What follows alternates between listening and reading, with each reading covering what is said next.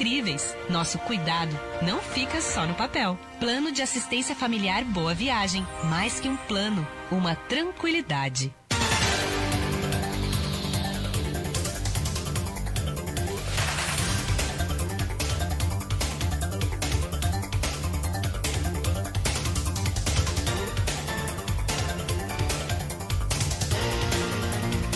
Sete horas e 50 minutos, voltamos com o nosso papo aqui com Raul Palácio. É Raul Palácio. Só para garantir aqui. Voltamos ao nosso papo. Eu vou dar seguimento aqui à participação do ouvinte, que é sempre bem-vinda. Convido aí para quem estiver ouvindo, se quiser participar com intervenções, para fazê-lo na página da Folha FM no Facebook. Está aqui o Marcelo Almeida, que traz 3 pontos aqui. Sim. Primeiro, congratula a rádio pela iniciativa, né, de estar fazendo entrevista com os candidatos a reitor. Obrigado. E fala que o professor Carlão, de fato, ontem falou sobre o possível colégio de aplicação na UENF, que cobra da questão da escola agrícola, que, se possível, ele pede para perguntar a você sobre isso, se você acha que o Escola Agrícola Antônio Sarlo pode ir para o ENF na formatação de um colégio técnico. Primeiro, agradecer ao Marcelo pela participação, é o diretor do Colégio Agrícola hoje, é um cara muito legal e a gente tem um relacionamento muito, muito próximo. O processo de incorporação do Colégio Agrícola é um processo que já não tem volta. É um processo que, para a gente, já está concluído e o que está faltando é a assinatura do governador. O governador esteve aqui e falou que ia assinar. Isso, o Guice, ele veio e falou que ia assinar. Então, é um processo que já deve estar nos finalmente. Eu saí da reitoria agora para a campanha, então não sei exatamente como é que está esses finalmente do processo. Para minha surpresa, ainda não foi assinado. Eu achava que em julho já estaria resolvido todo esse problema. O Colégio Agrícola digamos assim, um espaço muito importante para a gente. Qual foi a situação inicial? A UENF tem um espaço dentro do Colégio Agrícola que trabalha na parte de pesquisa. Num determinado momento, não foi colocado poder dar o Colégio Agrícola para a universidade, acabar com a escola que tinha lá, as 2 escolas que tem lá, porque tem uma escola de ensino fundamental e uma escola de ensino técnico. Nessas condições a gente não aceitou. A gente entende que toda e qualquer escola tem que continuar aberta e o que a gente deveria fazer é fazer mais escolas. Então, o que a gente pretende durante essa incorporação, ou quando seja incorporada, é fortalecer o ensino dentro do Colégio Agrícola. Inicialmente, o ensino técnico, porque nós precisamos dos técnicos em agricultura, que são formados lá, e esses estudantes poderiam ser, inclusive, depois estudantes da própria universidade no curso de agronomia, ou de zootecnia, ou de qualquer outro curso. Então, a gente vê dentro desses meninos um potencial muito grande para a gente poder formar e trabalhar para dentro da universidade. Inicialmente, nós tentamos fazer um procedimento pelo qual a gente incorporaria também o ensino fundamental, colocando como colégio agrícola um colégio de aplicações. A comunidade da universidade, especificamente a parte relacionada com o CCH, que teria que trabalhar diretamente com isso, não se sentiram confortáveis inicialmente de poder colocar dessa forma, e a gente manteve o processo de incorporação com outras alternativas. Talvez não chamamos de colégio agrícola, mas evidentemente os estudantes que estão lá, especificamente na parte do ensino médio, vão ser estudantes que vão ter uma maior interação com os professores da UENF. A gente vai ter uma preparação lá. Vamos poder, uma porta de entrada. Uma porta de entrada, ou seja, nós vamos ter nos nossos professores, os nossos estudantes vão fazer estágio lá com aqueles meninos, nossos estudantes podem fazer um trabalho de iniciação científica ou trabalho pedagógico lá com aqueles estudantes de ensino médio, e lembrando que a gente também tem uma escola de ensino fundamental dentro do Colégio Agrícola, que a prefeitura é quem vai nos ajudar a poder desenvolver aquela escola, mas que também os nossos estudantes podem participar em estágio e em outras atividades. Ou seja, não é exatamente um colégio de aplicações, mas é o início do colégio de aplicações. Se em algum momento o CCH, que é quem trabalha, o pessoal que trabalha a licenciatura na UENF, quiserem chamar como colégio de aplicações, a gente já começa a fazer o trabalho inicial agora, porque é uma ideia que a gente detectou que precisa ser um pouco mais amadurecida dentro da comunidade acadêmica. Então, hoje, quando tem a incorporação total, inclusive tem um processo lá, não sei se vocês sabem, tem Furnas ao lado, e tem um espaço que Furnas está querendo crescer. E o governador mandou o projeto esse de crescimento para o reitor, porque entende que é o reitor quem tem que ser responsável por aquele espaço. Ou seja, já a nível de governo... A termoelétrica de Furnas. Já a nível de governo, inclusive, o pessoal já quase que entende que aquele espaço todo é nosso. Está faltando essa assinatura e depois a transferência do pessoal. Mas essa escola é fundamental para a gente. É uma escola que a gente vai poder desenvolver, não representa em termos de dinheiro muito recurso. Hoje o tamanho da escola lá especificamente do colégio agrícola em termos de extensão é mais ou menos a mesma coisa, salas de aula, não? É mais ou menos a mesma coisa que um andar de CIEP da UENF. Então não representa um gasto grande e o impacto que vai ter social e a contribuição da universidade para aquela região em termos de educação vai ser significativa. Deixando claro que o colégio agrícola ele poderia fazer um exame de seleção, como em qualquer colégio de aplicações, mas nesse colégio agrícola nós temos hoje de todos os tipos sociais dentro do colégio agrícola, é aberto para todos.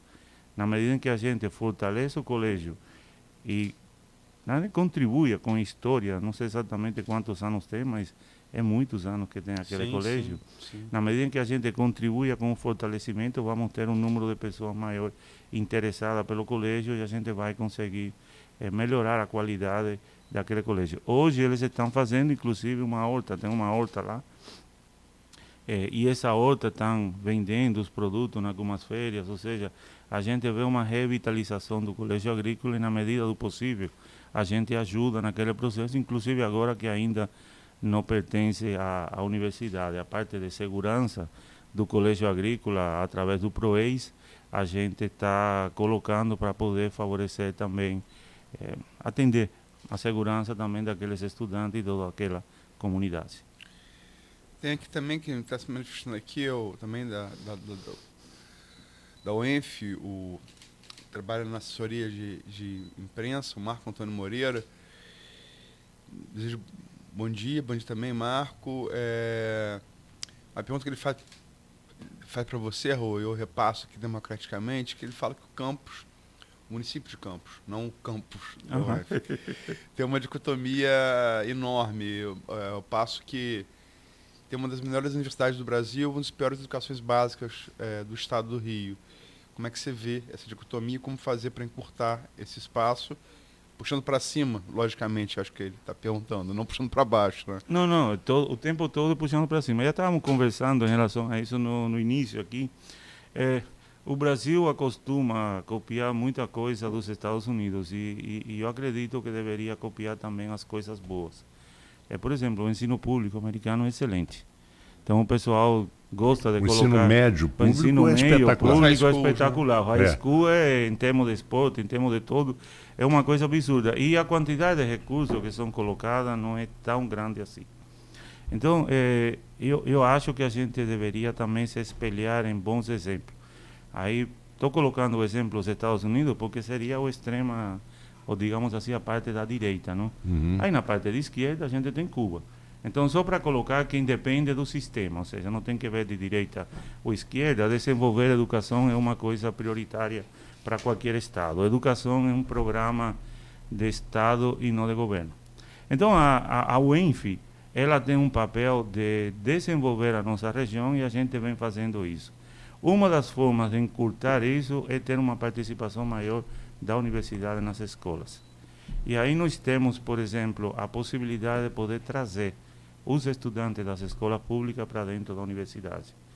Nós temos um programa que eu coordeno, que é o programa UENF Portas Abertas, onde a universidade traz já, no último ano já tem trazido algo em torno de 4.000 estudantes de escola pública para dentro da universidade, a gente também traz pessoal da escola particular e também dando palestra nas escolas. A gente precisa complementar também o ensino daqueles estudantes. Agora, eu acho que além da gente, a gente precisa, por exemplo, tomar o exemplo do IFE. O IFE é um exemplo muito claro de como o ensino público, o ensino meio público pode ser de qualidade. Sim.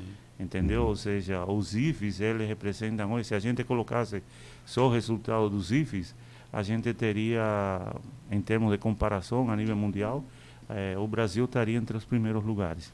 Então, não é um problema de falta de política, é um problema de falta de repetição de aquilo que dá certo. Então, nós temos que copiar Sabe-se o que é certo, sabe-se o que é certo, mas e a gente não usa. Então, nós não temos que inventar a roda. O que nós temos é que simplesmente contribuir para que o caso do IFE seja um caso repetido em toda a cidade. E a universidade tem a obrigação de estar presente dentro desse processo.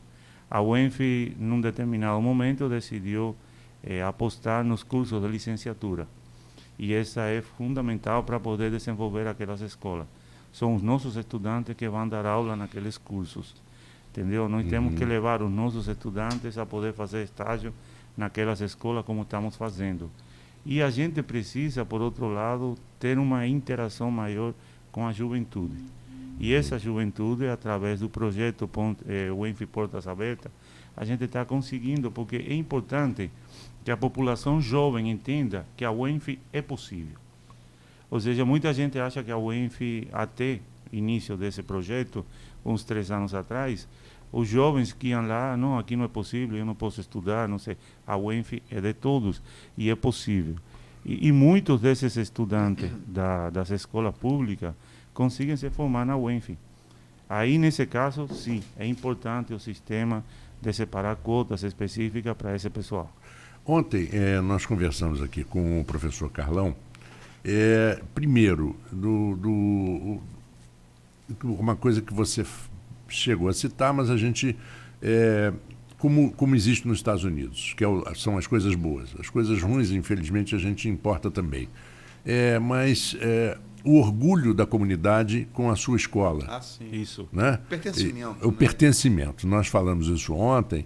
E outra coisa que eu acho que prejudica, e o que eu gostaria de saber da tua opinião, é que muitos políticos, eu não quero generalizar, mas muitos políticos pegam a carona, né? Surfam em alguma coisa que dá certo.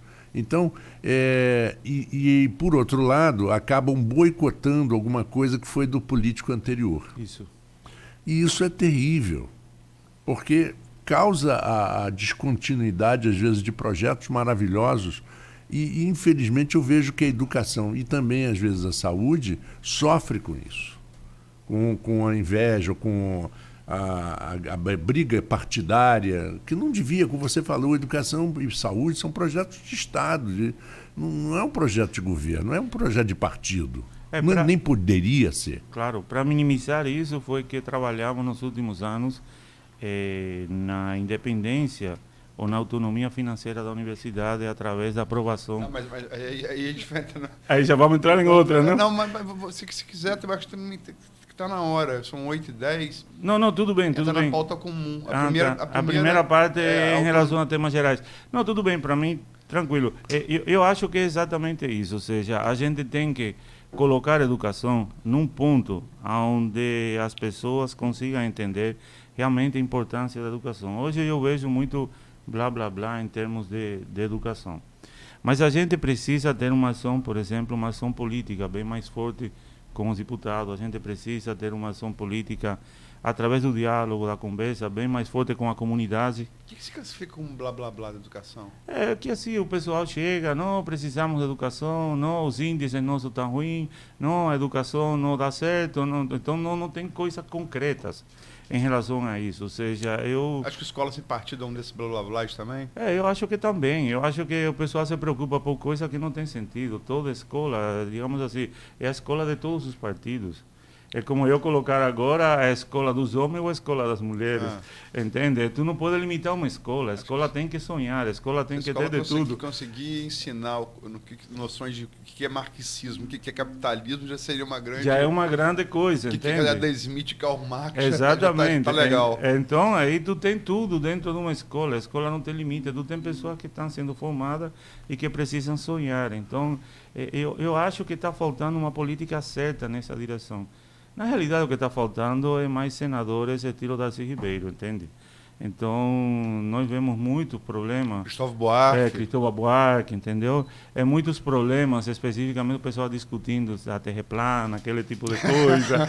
O pessoal discutindo coisas nesse sentido. E, na realidade, nós temos muitos meninos que estão fora do ensino público e que não estão sendo formados e que o tráfico está realmente pegando eles desde criança. E a escola deveria ser o lugar, primeiro, deveria ser integral. A gente deveria ter a juventude o tempo todo dentro da escola. O problema porque é que a gente consegue poder formar essa criança lá dentro. O problema é que o crime organizado, ele ameaça a escola. Em muitos casos, eles, como disse o Aloysio outro dia aqui, que determina quem é que vai estudar naquela escola ou não. Isso é muito triste. É a ausência total do poder público em determinadas regiões, entendeu? Porque a escola deveria ser o ponto... E o exemplo do colégio agrícola, por exemplo, a escola de ensino fundamental que está lá, digamos assim, é o ponto de pacificação entre duas regiões que estão, como poderíamos falar, em conflito social ou alguma coisa assim. Fundão ali, a escola de, acho que Sapo 1, Sapo 2, não sei, enfim.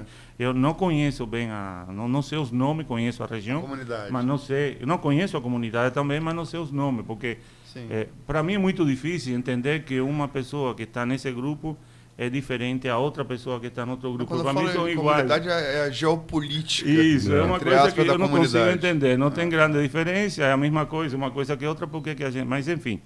Mas a escola do colégio agrícola, ela consegue ser um ponto de neutralidade, onde as crianças de ambas as comunidades vão estudar, onde as crianças de ambas as comunidades brincam. Entendeu? Então, a educação deve ser isso com toda certeza. É um ponto de tranquilidade. Eu não sei exatamente se funciona desse jeito, mas o outro dia eu vi uma reportagem, aí tu vê o traficante, não sei, foi pego lá na Rosinha. Mas dentro daquilo, da casa dele, estava o uniforme de uma escola particular importante no Rio, porque ele estava mandando a sua filha para uma escola, porque ele sabia da importância da educação. Entendeu? Então, esse tipo de política é a que a gente tem que procurar, ou seja, que a população entenda que é importante, que a escola é um lugar sagrado. Entendeu? A escola tem que ser um lugar respeitado. E as pessoas vão na escola para aprender. Estou falando pessoas porque não são só os estudantes. Toda a comunidade em torno de uma escola deveria ser acolhido pela escola e aprender. Cursos noturnos, curso de inglês, curso de informática, qualquer coisa. A comunidade como um todo deveria ser acolhida dentro da escola e entender que aquilo ali é a parte fundamental. Tudo bem, desculpa. Não, eu estou com o Marco que... Não, a gente está conversando o tempo. O Marco tem mesmo o âncora, ele tem essa função mesmo e está certo. Deixa eu partir, a gente pode falar sobre muitas coisas aqui, mas tem que partir até para o princípio de equidade. Tudo bem. Para a pauta comum a todos os candidatos. Tá. Autonomia financeira da UENF, a gente publicou um artigo no domingo, não sei se chegou a ver do professor Luciane, da UENF, eu vi. em que ela coloca a coisa, faz uma historiografia boa, coloca como está. Qual a sua posição em relação à autonomia financeira da universidade a partir dos duodécimos aí? Na realidade, de forma geral, a gente detectou que num determinado momento a situação econômica e política que a gente estava vivendo era similar à mesma situação econômica e política que as universidades estaduais de São Paulo passaram quando conseguiram a sua autonomia financeira. Então, como professor de físico-química, aí eu entendia que se a gente tinha condições iguais, a gente podia chegar ao mesmo resultado. Fomos chamados de loucos, tá? O reitor Passoni e eu fomos chamados de loucos, porque no momento de crise, como é que a gente ia ganhar autonomia aos duodécimos? Foram anos de trabalho, muito duro, onde a UENF foi, digamos assim, o navio proa nesse debate. entre as outras universidades, O foi a ESO, UENF, isso, tanto a UESO quanto a UERJ, foi a UENF que levou à frente Puxou essa o bandeira, debate. puxou todo mundo para o debate, pelo conhecimento que a gente tem da LERJ e pela interação que a gente tem com os diferentes grupos políticos. Essa ideia foi amadurecendo, e num determinado momento, e aí a gente tem que colocar bem claro, a gente aproveitou o momento político, determinados deputados que eram contra o projeto foram presos. Aí, nesse momento que os deputados foram presos, fizeram uma mudança na direção da LERJ e entrou na LERJ um deputado que era a favor do processo da gente. Aí era o momento. Se a gente não aproveitava aquele momento, a gente não ia aproveitar nunca mais. Cavalo passou selado. Exatamente. Passa uma única vez. Não vai passar duas vezes. Então, naquele momento, a gente trabalhou fortemente, intensificou tudo. Todos os deputados, e o Conte Bittencourt, especificamente na Comissão de Educação, apoiou muito a gente em relação a isso. O Siciliano também trabalhou, colocou isso em pauta, hoje é presidente, e naquele momento também. Ele colocou em pauta aquilo para poder resolver o problema. Ou vai ou racha. Vamos resolver de vez. E a LERJ estava num momento político meio enfraquecida, onde ela não tinha condições de se colocar totalmente contra a universidade. A universidade, ela era, naquele momento, politicamente mais importante que a LERJ. Eles entenderam isso, e por isso foi que o processo foi na frente. O único problema durante todo esse processo que, como todo político, sempre te cobra peagem dentro do negócio. Aí colocaram duas condições, nas quais a gente teria no primeiro ano, inicialmente era 33%, e no segundo ano 67%. A gradatividade. E em 2019, ou seja, o próximo ano, aí a gente teria 100%. Depois de tantos anos lutando sobre isso, evidentemente a gente gostaria que fosse 100% desde o início. Mas não dava. Era o que a gente tinha conseguido e a gente ou resolvia daquela forma ou a gente perdia o cavalo. É a luta política. Era o que é a política, é parte da política. Então, o que aconteceu? Chamamos a comunidade, discutimos em relação a isso e fomos para a luta. A primeira votação a gente levou 100% dos deputados. A gente precisava 2/3. Mas a gente queria 100%, porque a gente queria que todo mundo fosse a favor daquela ideia, porque entendíamos que era importante. Aí, na primeira para a segunda votação, o pessoal das UERJ, eu que não está no artigo da Luciane, eles se posicionaram contra daquela forma de poder receber os 2/10. E se posicionar contra foi entendido como que a universidade não queria. A gente não tinha possibilidade, nem margem de discussão em tempo para poder discutir, não, nós não queremos dessa forma, queremos integral. Para poder rediscutir. Não tinha mais rediscussão naquele momento. Então, teve uma carta que foi colocada lá pela DUENF, especificamente pelo grupo que estava na DUENF, onde colocaram que nessas condições eles não queriam os 2/10. Entendeu? Isso a Luciane colocou, ou seja, eles eram contra desse tipo de situação, talvez imaturidade política, por falta de conhecimento do processo como um todo. Aí nós, na segunda votação, chegamos lá o primeiro dia da segunda votação e encontramos aquilo, vários deputados, que precisavam de um tantinho assim para ser contra, colocaram aquele documento na frente da gente como impedimento para a votação. Então, foram momentos muito tensos, por falta de um entendimento político em relação àquilo, por falta de imaturidade política, e é o que a gente coloca como diferencial da gente em relação a isso. Foi um momento tenso, a gente pagou por isso, porque pagamos de 25 para 50, e por outro lado queriam fazer em 5 vezes. 5 vezes não aceitamos. Trouxemos a UERJ junto, trouxemos o pessoal da UERJ e o pessoal da gente para fazer pressão em cima dos deputados e conseguimos resolver em 3 vezes, ou seja, nas duas primeiras 50, ou seja, 25 e 50, e em 2019 agora vai ter 100%. E aprovamos, entendeu? E isso vai ser o diferencial da nossa universidade. Agora, a gente não recebeu 1 centavo desses 2/10 até hoje. O governo alega, e isso a gente reconhece, o governo alega que está pagando o salário, que está pagando as coisas, então está pagando o 2/10. O grande diferencial vai ser a partir do dia 1º de janeiro de 2019, onde a Constituição da República, a Constituição do Estado do Rio de Janeiro, coloca os 2/10 como uma obrigação do Estado. Então, por exemplo, na época maior da crise, o governo pagava o dinheiro do judiciário, pagava o dinheiro do legislativo, e depois vinha pagar todas as outras coisas da parte do executivo. O que a gente está, na época da crise, o Ministério Público também saiu disso. Então pagava o Judiciário, pagava o Legislativo e pagava o Ministério Público, que é parte do Executivo. Agora vai ter que pagar o Judiciário, o Legislativo, o Ministério Público e a UENF. Ou as universidades como um todo, porque a gente nunca fez uma luta individual, sempre foi uma luta coletiva. Temos, por falta do governo ter implementado isso, temos um processo que vamos ter que fazer em cima da hora, temos que ter uma lei de regulamentação que ainda não foi colocada, e a gente simplesmente está trabalhando em relação a isso, mas certamente será o futuro da nossa universidade. Bom, são 8h15, vamos a mais um pequeno intervalo e quando voltarmos teremos aí o último segmento para conversar também sobre exatamente esses assuntos que a Luísio fala. Vamos colocar mais alguns pontos. Alguns pontos que foram colocados ontem. Concentrar, tudo bem. É o debate, não? Porque eu tenho por obrigação ética de repetir tudo essas bem, perguntas para Exatamente. todos os candidatos. Tudo bem. Exatamente.